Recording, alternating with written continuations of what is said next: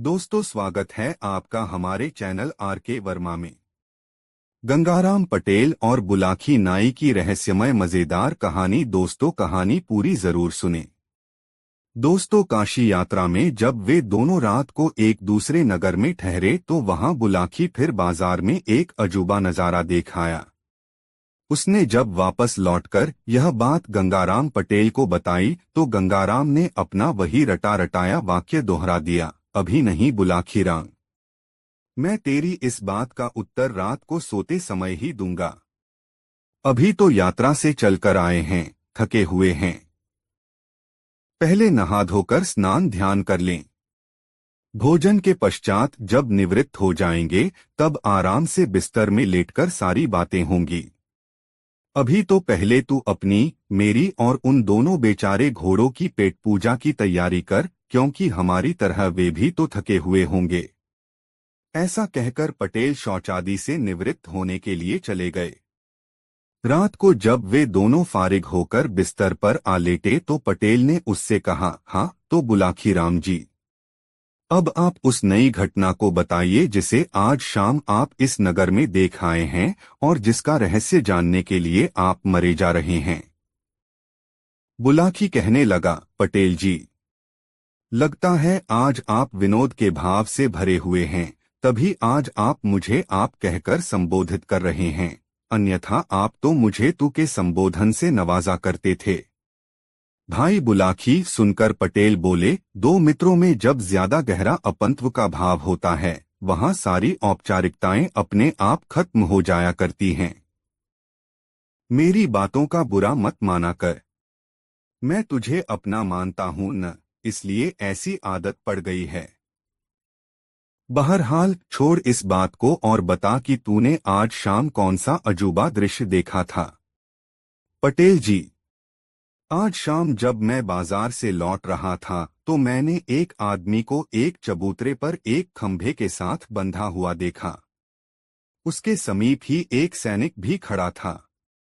चबूतरे के ऊपर एक सरकारी निर्देश टंगा हुआ था जिस पर लिखा था, हर खासवान को यह निर्देश दिया जाता है कि जो भी शख्स इस राह से गुजरे वह कोड़ा उठाकर इस व्यक्ति को गिनकर 5 कोड़े अवश्य मारे। जो इस निर्देश का पालन नहीं करेगा उसे राजा की ओर से 5 कोड़े लगाकर दंडित किया जाएगा। पटेल जी, जब मैंने उस निर्देश को पढ़ा था तो मैंने सोचा कि इसका दंड जाने बिना मैं इसे कोड़े क्यों मारूं।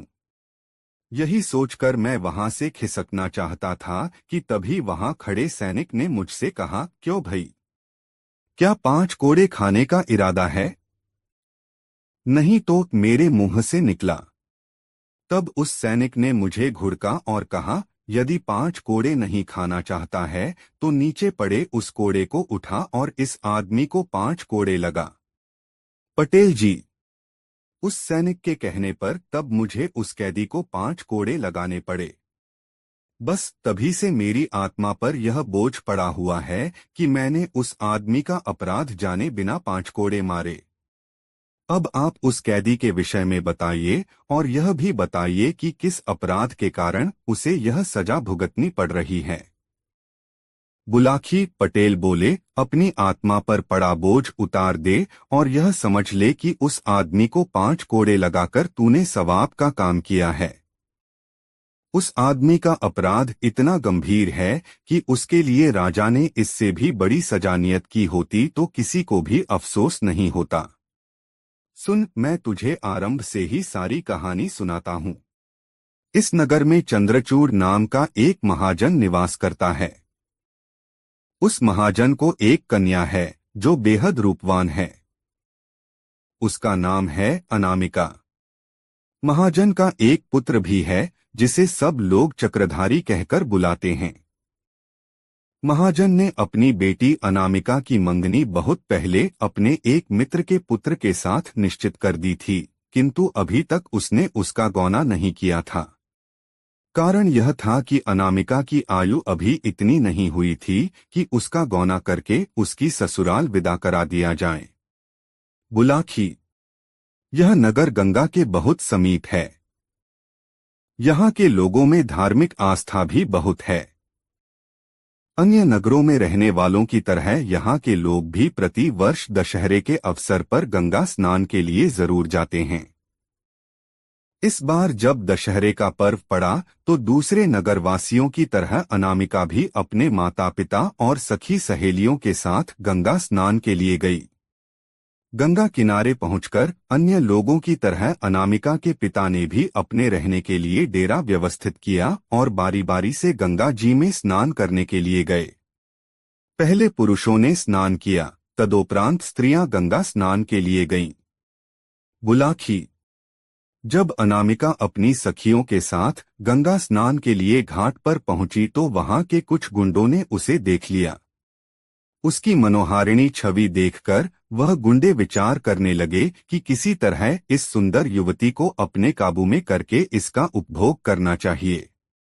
बाद में जब इससे हमारा दिल भर जाएगा तो हम इसे किसी वेश्या के यहाँ बेचकर अच्छी रकम प्राप्त कर सकते हैं। उन गुंडों का मुखिया था छोटेलाल नाम का एक महाहरामी युवक। उसने इस काम को करने का बीड़ा उठाया। उसने अपने साथियों से कहा, दोस्तों, इसे फंसाकर काबू में करना तो मेरा चुटकियों का काम है। बस मुझे थोड़ा सा समय चाहिए। ठीक है, हम तुम्हें समय देते हैं। उसके दूसरे साथी बोले, देखते हैं तुम कौन सा चमत्कार दिखाते हो। उधर अनामिका और उसकी सखियों ने अपने वस्त्र उतारे और उन वस्त्रों को घाट पर बैठे पंडे के हवाले करके गंगा स्नान करने लगीं। तभी छोटेलाल नामक वह गुंडा उस पंडे के पास पहुंचा और उससे कहा, पंडित जी महाराज, 5 रुपए कमाना चाहते हो? घर बैठे कमाई करना किसे बुरा लगता है? यजमान, पंडा बोला, परंतु यह बताइए कि काम क्या है। बड़ा आसान सा काम है। तुम्हारे पास ये जो जनाने कपड़े रखे हैं, इनमें से एक साड़ी निकालकर मुझे थोड़ी देर के लिए दे दो, छोटेलाल ने कहा। तुम साड़ी के साथ कोई छेड़छाड़ करना चाहते हो? पंडे ने आशंकित स्वर में पूछा। कोई छेड़छाड़ नहीं होगी, बस उस साड़ी के छोर में मुझे कुछ, छोटेलाल बोला, बांधना है। यह कोई जोखिम भरा काम नहीं था, इसलिए 5 रुपए लेकर पंडे ने अनामिका की साड़ी उसकी ओर खिसका दी। छोटेलाल ने अपनी जेब से एक सोने की मुहर और 100 रुपए का एक नोट निकाला और अनामिका की साड़ी के पल्लू में बांध दिया और वहां से हटकर कुछ दूर खड़ा हो गया। कुछ देर बाद अनामिका और उसकी सखियां स्नान करके बाहर निकलीं और अपने अपने वस्त्र पहनकर चलने लगीं। उसी समय छोटेलाल भी उनके पीछे पीछे चलने लगा। जब वह अपने डेरे के समीप पहुंची तो छोटेलाल ने पीछे से आकर अनामिका का बाजू थाम लिया। एक अजनबी व्यक्ति द्वारा अपनी बाह पकड़ने पर अनामिका उस पर क्रोधित हो गई। उसने तीखे स्वर में कहा, कौन हो तुम? मेरी बाह पकड़ने की तुम्हारी हिम्मत कैसे हुई?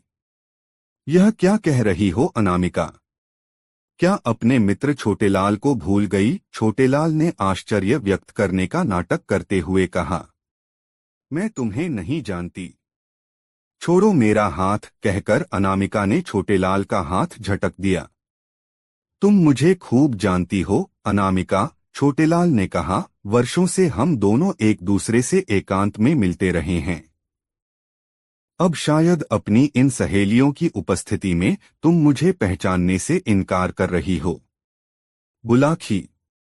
इस प्रकार वहां दोनों में तकरार होने लगी। मेले का मौका था, आठ भीड़ इकट्ठी हो गई। वो हल्ला सुनकर अनामिका का पिता, उसका भाई आथा नगर के दूसरे परिचित लोग भी वहां आ पहुंचे और एक लड़की को छेड़ने और उसके को बुरा भला कहते हुए उसकी पिटाई करने लगे। जब छोटेलाल काफी पिटा टेलाल उसने रोने का अभिनय करते हुए कहा, आप लोग मुझे बेकार ही पीट रहे, नेता को कोई अभद्र बात नहीं की है। इस लड़की से मेरा काफी पुराना परिचय है। इसने तो करे साथ विवाह करने का वादा भी किया हुआ है। विवाह का वादा? अनामिका के पिता ने आश्चर्य से पूछा। हाँ जी, विवाह का वादा, छोटेलाल कुटिलता से बोला। विश्वास न हो तो पूछ लो इससे। आज यहाँ आने से पहले भी यह मुझसे मिली थी। इसने अपने खर्चे के लिए मुझसे 100 रुपए और एक सोने की मोहर भी मांगी थी, जो मैंने अपनी माता के रुपयों में से चुराकर इसे लाकर दिए थे। झूठ बोलता है तू, अनामिका का पिता दहाड़ा। अरे भिखमंगे, मेरे पास धन की क्या कमी है जो मेरी बेटी तुझसे खर्च के लिए पैसे मांगती? यह तो आप अपनी बेटी से ही पूछिए, छोटेलाल ने रुआंसे स्वर में कहा। क्यों री कलंकिनी? अनामिका के पिता ने क्रोध से लाल पीले होते हुए अनामिका को झिंझोड़ा। क्या तूने इस आदमी से 100 रुपए और एक सोने की मुहर ली थी? यह आदमी झूठा है पिताजी। मैं गंगा माता की कसम खाकर कहती हूँ कि आज से पहले मैंने इसकी शक्ल भी नहीं देखी। यह मुझ पर झूठा लांछन लगा रहा है, अनामिका ने सुबकते हुए कहा। सेठ जी, अगर मैं झूठा साबित हूं तो आप यहीं मुझे 100 जूते मारना और जो भी सजा आप देना चाहें मैं खुशी से मंजूर कर लूंगा, पर पहले आप अपनी बेटी की तलाशी तो लीजिए। मैंने आज जो रकम इसे दी थी वह अभी भी इसके पास ही होगी, छोटेलाल बोला। सबको यह विचार पसंद आया। अनामिका की तलाशी ली गई तो साड़ी के पल्लू में बंधी दोनों चीजें बरामद हो गईं। इस पर तो सब लोग अनामिका और उसके पिता को दोषी मानने लगे। सब लोग उन पर थू थू करने लगे। बुलाखी। तब अनामिका के पिता और उसके भाई को अनामिका पर इतना क्रोध आया कि उन्होंने उसी घड़ी अनामिका का त्याग कर दिया। वे घर लौट गए और छोटेलाल अनामिका का हाथ पकड़कर विजेता की तरह उसे ले चला।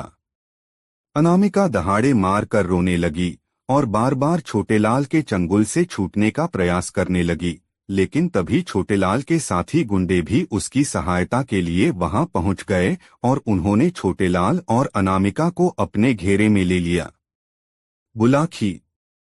जब अनामिका रो रो कर हलकान हो रही थी और अपनी सहायता की गुहार लगा रही थी, तभी यहाँ के राजा की सवारी वहां से गुजरी। एक लड़की को सहायता के लिए चिल्लाते देख राजा ने अपनी पालकी रुकवाई और नीचे उतरकर लड़की से उसके रोने का कारण पूछा।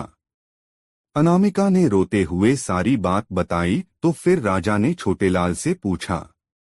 छोटेलाल ने वही झूठी कहानी राजा के सामने दोहरा दी कि यह लड़की उससे प्रेम करती है, फिर भी सबके सामने अपनी बात कहने में संकोच कर रही है। इसके माता पिता ने अब इसे मुझे सौंप दिया है। उस गुंडे छोटेलाल की बातें सुनकर राजा को कुछ गोलमाल नजर आया। उसने अपने सैनिकों को आदेश दिया कि इन दोनों को अपने नगर ले चलो। वहीं मैं सारी बातें जानकर इस बात का निर्णय करूंगा कि इन दोनों में से कौन सच्चा है और कौन झूठा। तब दोनों दरबार में पेश किए गए। राजा ने अनामिका से पूछा, देवी, तुम कहती हो कि अब से पहले तुमने इस आदमी को कभी देखा नहीं था, फिर इसकी यह बात क्यों कर सच साबित हो गई कि तुम्हारी साड़ी के पल्लू से इसके दिए हुए रुपए और सोने की मोहर बरामद हो गई? अन्नदाता, अनामिका बोली, मुझे इस बात का बिल्कुल भी ज्ञान नहीं है कि ये दोनों चीजें मेरी साड़ी के पल्लू में किसने बांधी। अपनी साड़ी तो मैंने कहीं उतारी भी नहीं थी, सिवाय उस समय के जब मैं स्नान करने के लिए गंगा जल में उतरी थी। अपने वस्त्र तुमने कहाँ रखे थे? राजा ने पूछा। हमने अपने वस्त्र घाट पर बैठे पंडे को सौंपे थे, अनामिका ने कहा। पलक झपकते ही सारी बातें राजा की समझ में आ गईं। वह समझ गया कि लड़की के साथ छल किया गया है।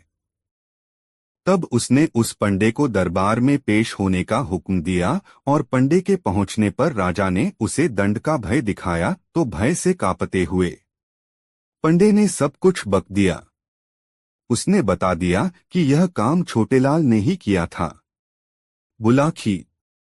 सच्चाई जानकर राजा ने अनामिका के पिता को बुलाकर अनामिका तो उसे सौंप दी और उस पंडे और छोटेलाल के साथियों को पकड़कर उन्हें 100 कोड़े लगाने की सजा दी और क्योंकि मुख्य अपराधी छोटेलाल था, उसे यह सजा दी कि इस दिन तक इसे खंभे से बांधकर इस पर कोड़े बरसाए जाएं। साथ ही यह आदेश भी लिखकर वहां चिपका दिया कि जो भी राहगीर वहां से गुजरे वह छोटेलाल को 5 कोड़े जरूर मारे। यदि वह ऐसा नहीं करेगा तो फिर राजाज्ञा से 5 कोड़े उसी को मारे जाएंगे। कहानी का समापन कर पटेल बोले, सोहे बुलाखी। यह है सारी कहानी। अब राजा की आज्ञा से छोटेलाल को सजा दी जा रही है। अपने कुकर्म का फल उसे भोगना पड़ रहा है। जो दृश्य आज तूने देखा है वह उसी समय का है। उम्मीद है यह सब जानकर तेरी उत्सुकता शांत हो गई होगी। आथ अब मुझे भी सोने दे और स्वयं भी सो रह, कहकर पटेल ने आंखें मूंद लीं। बुलाखी भी सोने की तैयारी करने लगा। दोस्तों, कहानी कैसी लगी कमेंट में जरूर बताएं और वीडियो को एक लाइक जरूर करें।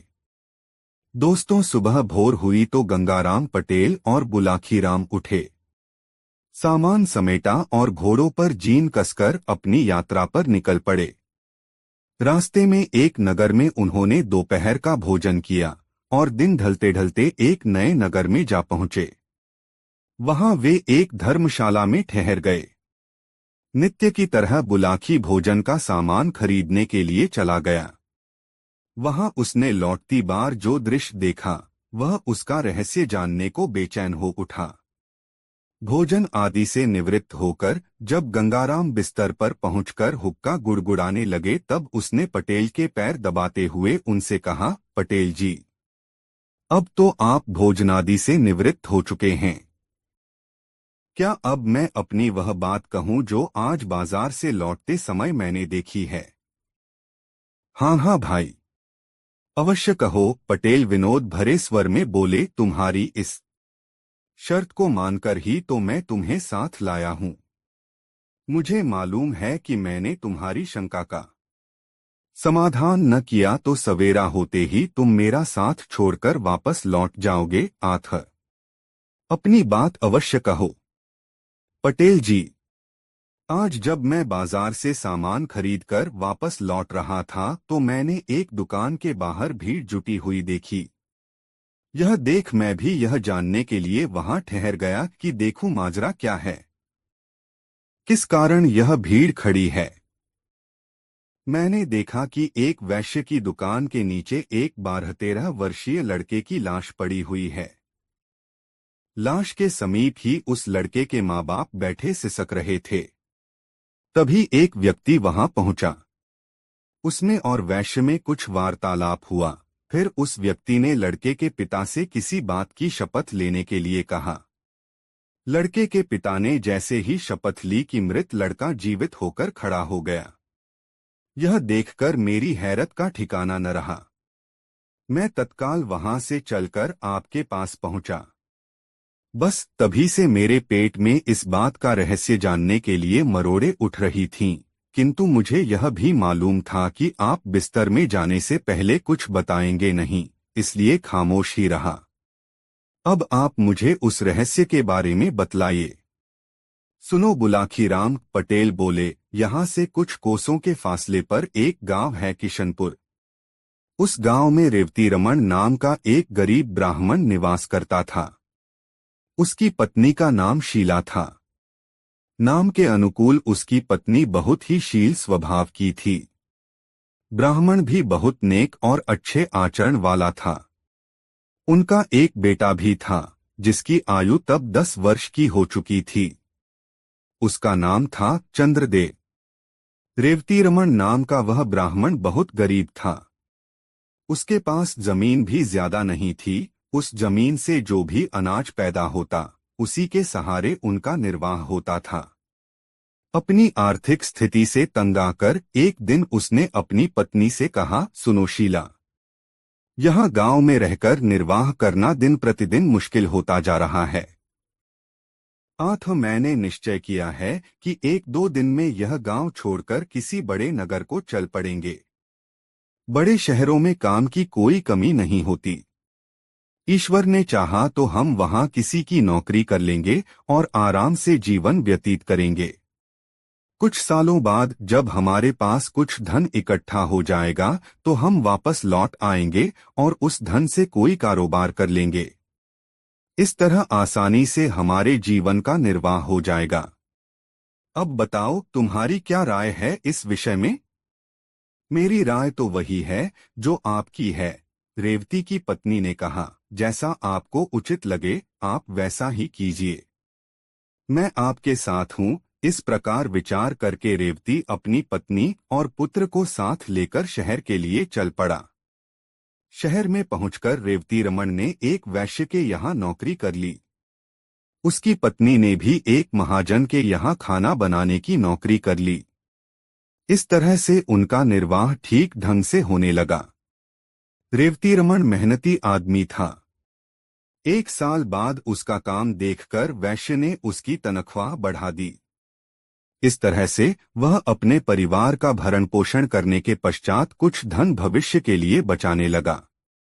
3 साल के बाद उन दोनों की कमाई से 5,000 रुपये इकट्ठे हो गए। तब दोनों ने अपनी अपनी नौकरी छोड़ दी और अपने गांव लौट पड़े। शाम के समय वे इसी नगर में पहुंचे। उन्होंने रात्रि विश्राम के लिए किसी उपयुक्त जगह की जानकारी चाही। सामने उसी वैश्य की दुकान थी जिसे तुम देखकर आए हो। आथा रेवती रमन उसी के पास पहुंचा और बोला, सेठ जी, मैं यहाँ परदेशी हूँ। मेरे साथ मेरा परिवार भी है। मैं रात्रि विश्राम के लिए किसी उपयुक्त जगह की तलाश में हूँ। क्या आप मुझे कोई ऐसा स्थान बता सकते हैं जहां हम सुरक्षित रह सकें? कोई जोखिम की चीज तो नहीं है तुम्हारे पास? मेरा मतलब है रुपया पैसा।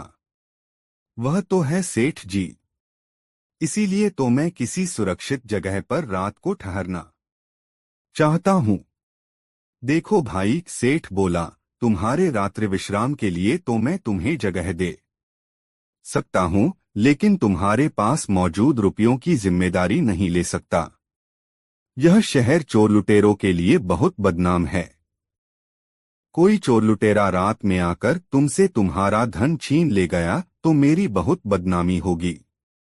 तुम एक काम करो, तुम्हारे पास जितना धन है वह मेरे पास जमा कर दो। सवेरे जब तुम जाने लगो तो अपना धन सहेज लेना। ठीक है सेठ जी, आप इस शहर में सम्मानित नागरिक हैं। हमें आप पर पूरा यकीन है कि आप अमानत में खयानत नहीं करेंगे। मेरे पास 5,000 रुपये हैं, उन्हें आप अपने पास जमा कर लीजिए। सुबह जाने से पहले मैं आपसे अपना रुपया वापस ले लूंगा। ऐसा कहकर रेवती रमन ने अपना पैसा उस वैश्य के पास जमा करवा दिया। वह रात रेवती रमन और उसके परिवार ने सेठ की दुकान के बाहर लगे फट्टों पर सोकर काट ली। प्रातः जब सेठ ने दुकान खोली तो रेवती रमन ने उससे अपना पैसा वापस मांगा। इस पर सेठ की त्योरियां चढ़ गईं। उसने तेज आवाज में पूछा, कैसा पैसा? तुमने मुझे कोई पैसा नहीं दिया था। इस पर दोनों में तकरार होने लगी। पड़ोसी और राहगीर इकट्ठे हो गए। सेठ के पड़ोसियों ने तब उनका विवाद खत्म करने के लिए रेवती रमन से कहा, देखो भाई, तुम कहते हो कल रात तुमने इनके पास 5,000 रुपये जमा कराए थे, जबकि ये सेठ इस बात से साफ इनकार कर रहा है। अब कौन सच्चा है और कौन झूठा, इसका फैसला तो शपथ लेकर ही किया जा सकता है। क्या तुम अपने इकलौते बेटे की कसम खाकर यह बात कह सकते हो कि तुमने रात इस सेठ के पास 5,000 रुपये जमा कराए थे? बिल्कुल कह सकता हूँ, रेवती रमन बोला। जो बात सच है उसके लिए मैं कैसी भी शपथ लेने को तैयार हूँ। क्यों सेठ, क्या तुम्हें भी यह बात मंजूर है? बिल्कुल मंजूर है, सेठ बोला। न्यायकर्ताओं ने तब रेवती रमन से उसके बेटे के सिर पर हाथ रखकर यह कसम खाने के लिए कहा कि यदि उसकी शपथ झूठी है तो तत्काल उसके बेटे की मृत्यु हो जाए। बुलाखी पटेल ने आगे कहा, किस्मत का खेल देखो। जैसे ही रेवती रमन ने अपने बेटे चंद्रदेव के सिर पर हाथ रखकर यह शपथ ली कि तत्काल उसके बेटे की मौत हो गई। झूठा होते हुए भी उस सेठ के चेहरे पर विजय के भाव झलक उठे। रेवती और उसकी पत्नी सन्न रह गए। वहां उपस्थित भीड़ और न्यायकर्ताओं ने रेवती को बहुत लानत-मलामतें दी क्योंकि वह झूठा साबित हो गया था। रेवती की हालत ऐसी हो गई जैसे भरे बाजार में उसे किसी ने नंगा कर दिया हो। पति पत्नी दोनों ही सिसक रहे थे और भीड़ उनका मजाक उड़ा रही थी, उन पर फप्तियां कस रही थी। तभी उस भीड़ में से निकलकर एक आदमी रेवती रमण के पास पहुंचा। उसने उससे कहा, देखो दोस्त, असली माजरा क्या है, तुम मुझे सच्ची बात बताओ। क्या वाकई तुमने इस सेठ को 5,000 रुपए जमा करने के लिए दिए थे? रेवती रमण बोला, यह बात मैं कई बार दोहरा चुका हूँ, लेकिन किसी को यकीन ही नहीं हो रहा, उल्टा सभी लोग मुझे ही बेईमान करार दे रहे हैं। तब एक बार तुम मेरे सामने अपने लड़के की शपथ लेकर यह बात दोबारा कहो कि मेरी बात बिल्कुल सही है। मैंने सेठ के पास अपने 5,000 रुपए जमा कराए थे। यदि तुम्हारी बात सत्य निकली तो तुम्हारा मृत बेटा अभी जीवित होकर उठ खड़ा होगा। फिर उस आदमी ने सेठ से कहा, क्यों सेठ, तुम्हें मंजूर है यह बात? बिल्कुल मंजूर है।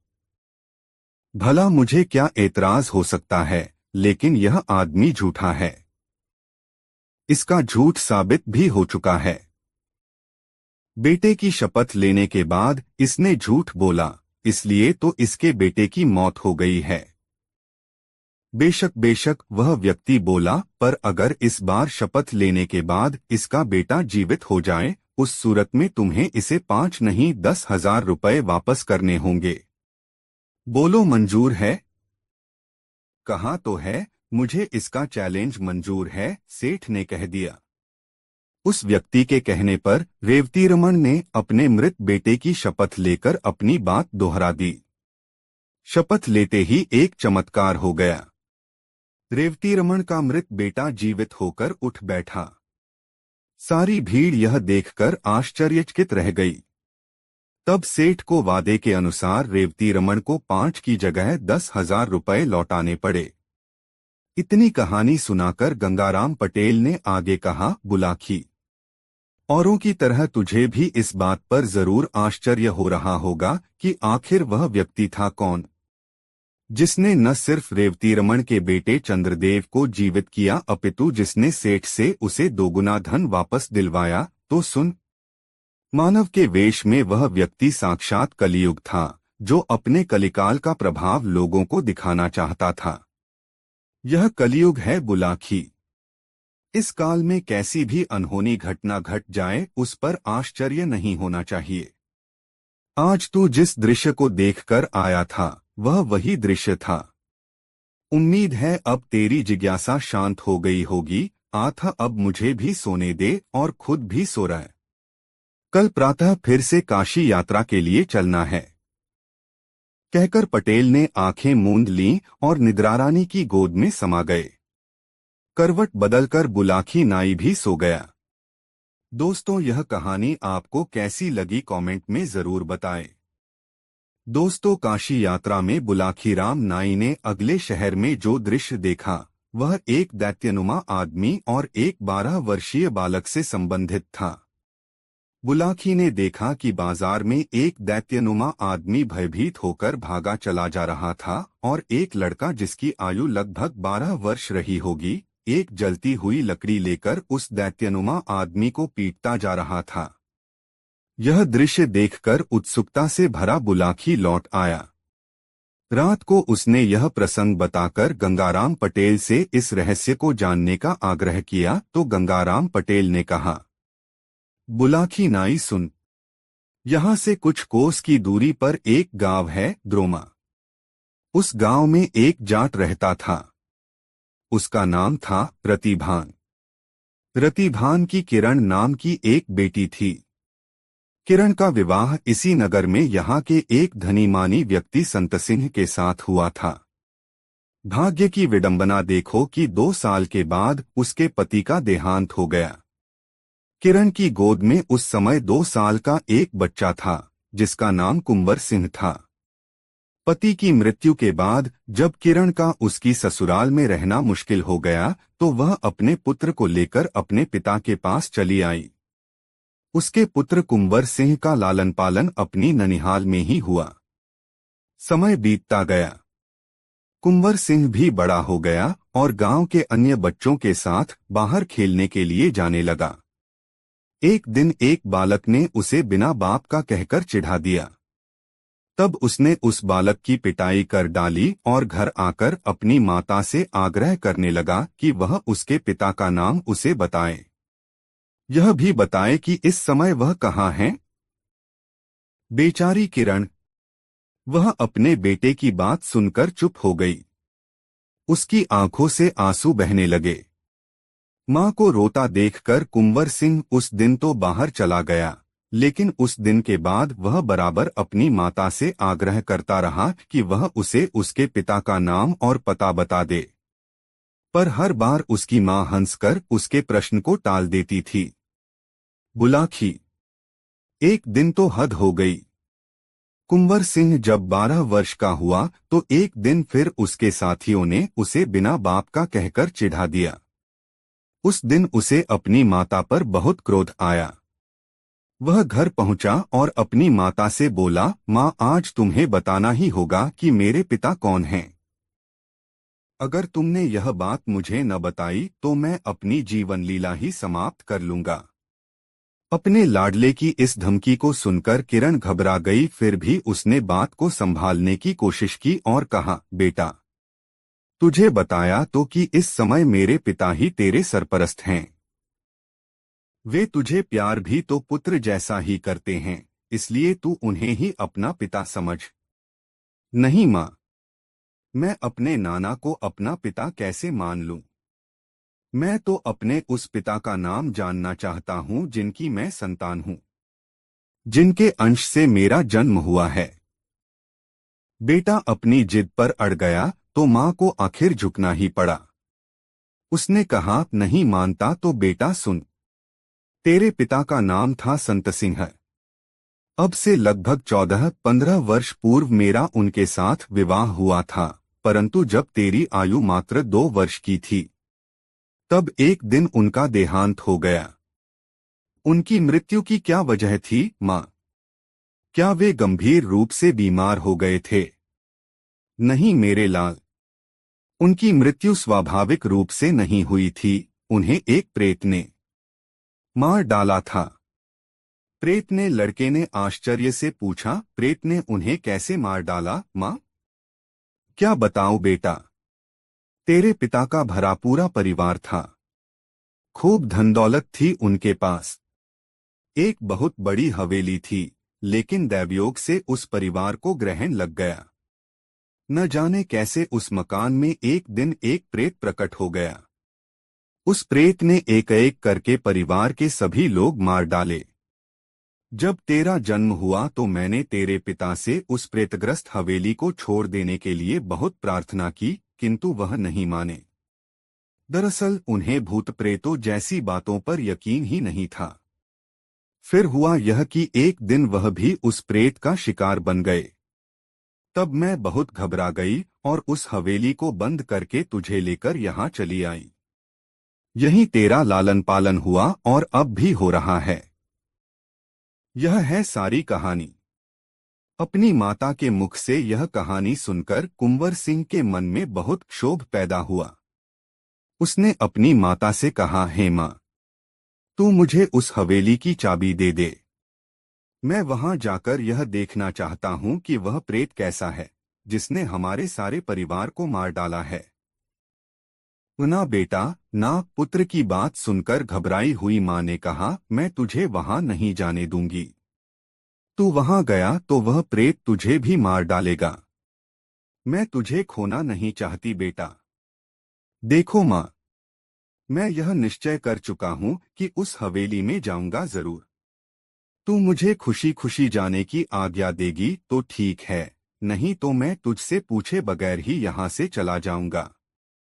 इसीलिए कह रहा हूं कि उस हवेली की चाबी मुझे दे दे। तेरा आशीर्वाद मेरे साथ रहेगा तो मैं उस प्रेत पर तो क्या, महाप्रेत पर भी विजय प्राप्त कर लूंगा। बेटे की जिद के आगे मां हार गई। तब उसने आंसू पोंछते हुए उस हवेली की चाबी कुंवर सिंह को सौंप दी। कुंवर सिंह उसी दिन अपनी पैतृक हवेली को देखने के लिए चल पड़ा। शाम ढले वह शहर में पहुंचा। रात के समय वह उस प्रेतग्रस्त हवेली में नहीं जाना चाहता था, अतः वह रात उसने एक धर्मशाला में रुककर काट दी। प्रातः होते ही वह अपनी हवेली पर पहुंचा और चाबी से ताला खोलकर हवेली के अंदर प्रवेश कर गया। हवेली वर्षों से बंद पड़ी थी, अतः उसमें बहुत सी गंदगी जमा हो गई थी। जगह जगह मकड़ियों ने अपने जाले बना लिए थे। चमगादड़ों की तो एक तरह से पनाहगाह ही बन गई थी पूरी हवेली। उल्लू और कबूतरों ने कई कमरों पर अपना अधिकार जमाया हुआ था। कुंवर सिंह हवेली की सफाई में जुट गया। एक एक करके उसने सब कमरे साफ किए, आंगन भी साफ कर दिया। कमरों में अगरबत्तियां जलाकर रख दी ताकि हवेली में फैली बदबू दूर हो जाए। पूरी हवेली को साफ करने में घंटों लग गए, तब जाकर वह रहने योग्य हुई। अब उसे चिंता हुई शाम के भोजन की। वह बाजार गया और वहां से भोजन बनाने के लिए प्रत्येक आवश्यक वस्तु खरीद लाया। कुंवर सिंह ने अपनी मां से खाना बनाना सीख लिया था। वह तरह तरह के स्वादिष्ट व्यंजन तैयार कर लेता था। अतः अपने हुनर का उपयोग करते हुए उसने तरह तरह के व्यंजन तैयार किए। ऐसा करते करते दिन ढल गया और रात का अंधेरा फैलने लगा।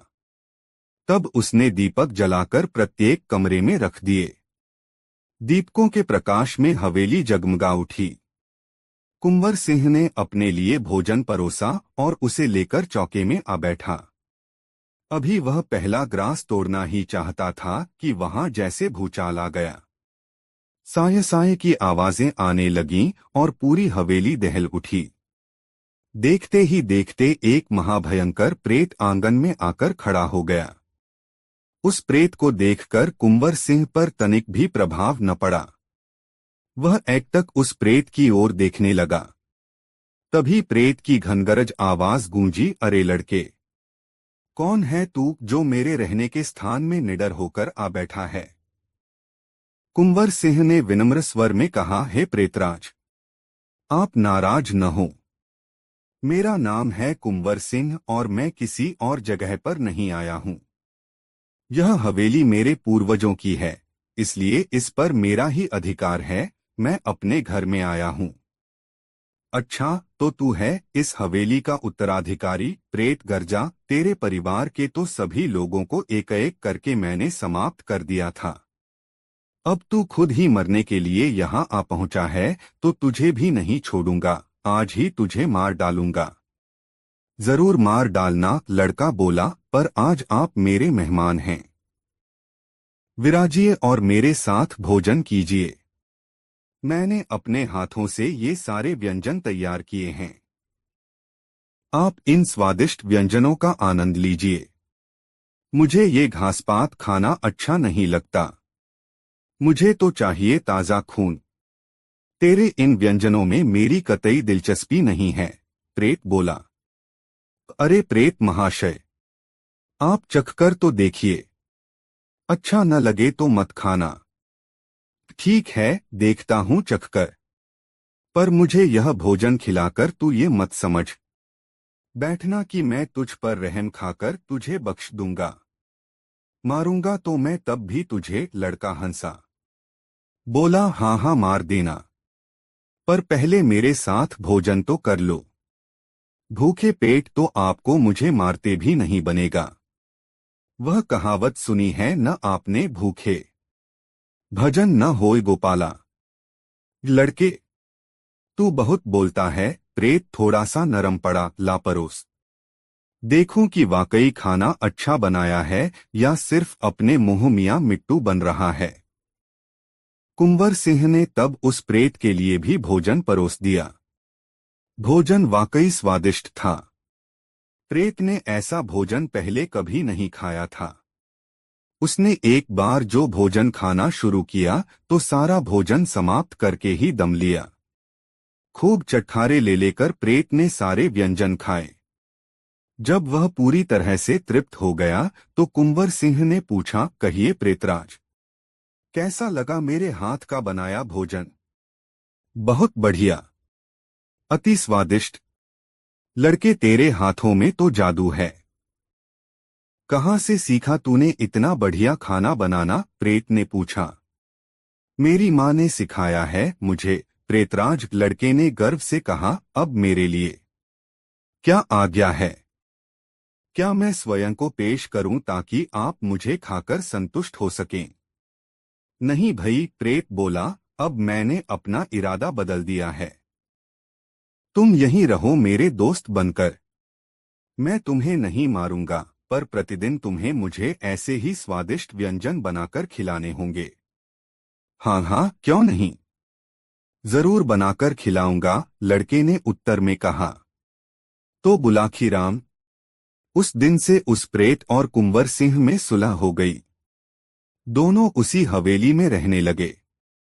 प्रेत दिन में तो अन्य प्रेतों के पास चला जाता था और रात को रहने के लिए हवेली में आ जाता था।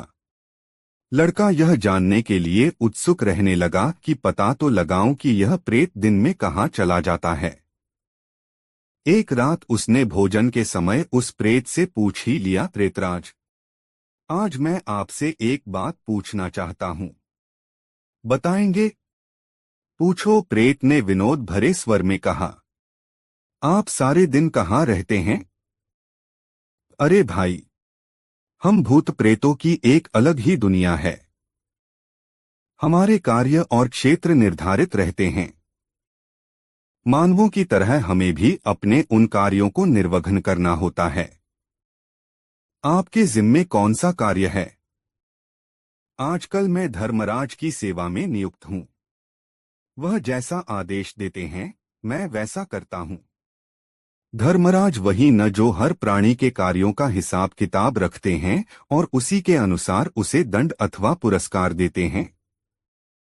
हाँ भाई, वही धर्मराज। तब तो प्रेतराज, उन्हें यह भी मालूम होगा कि किस व्यक्ति की आयु कितनी है, कितने दिन वह जीवित रहेगा और कब, किस दिन, किस घड़ी वह मरेगा। हाँ भाई हाँ, उन्हें सब कुछ मालूम होता है। पर तुम ये सब बातें किस लिए पूछ रहे हो? प्रेतराज, मुझे यह जानने की बहुत उत्सुकता है कि मेरी आयु कब तक की है। मैं कितनी उम्र तक जीवित रहूंगा।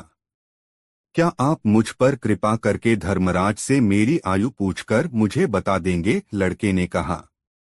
यह कौन सा बड़ा काम है? प्रेत बोला। मैं कल ही तुम्हारी आयु के विषय में धर्मराज से पूछ लूंगा। दूसरे दिन जब प्रेत ने धर्मराज से पूछा तो उन्होंने अपने बही खाते खोलकर कुंवर सिंह की आयु बता दी। रात को प्रेत ने आकर लड़के को बता दिया कि धर्मराज ने तुम्हारी आयु 75 वर्ष बताई है। यह सुनकर लड़का बोला, प्रेतराज, मेरी आयु बताकर आपने मुझ पर बड़ा एहसान किया है। इसके लिए मैं आपका बहुत आभारी हूँ। अब मेहरबानी करके मेरा एक काम और कर दीजिए। हाँ ही बोलो। कौन सा काम है वह? आप धर्मराज से यह पूछकर आइए कि क्या मेरी मृत्यु इतनी आयु से पहले या बाद में भी हो सकती है। तब प्रेत ने धर्मराज से पूछकर उसे यह बात भी बता दी। उसने लड़के से कहा, धर्मराज ने कहा है कि ईश्वर ने जितनी आयु जिस व्यक्ति को दी है, उतने वर्ष तक वह निश्चित ही जीवित रहता है। इसमें न तो एक पल को बढ़ाया जा सकता है और न एक पल कम किया जा सकता है। यही ईश्वर का अटल नियम है। इसमें फेरबदल की तनिक भी गुंजाइश नहीं है। इतना सुनना था कि कुंवर सिंह के चेहरे के भाव बदल गए। उसने चूल्हे से एक मोटी सी जलती हुई लकड़ी निकाल ली और उस लकड़ी को प्रेत के मुंह पर दे मारा। फिर वह गरज कर बोला, अरे मूर्ख प्रेत, जब विधाता भी समय से पहले मुझे नहीं मार सकता तो तू कैसे मुझे मारेगा? ठहर जा दुष्ट, आज मैं तेरा नामो निशान ही मिटाए देता हूँ।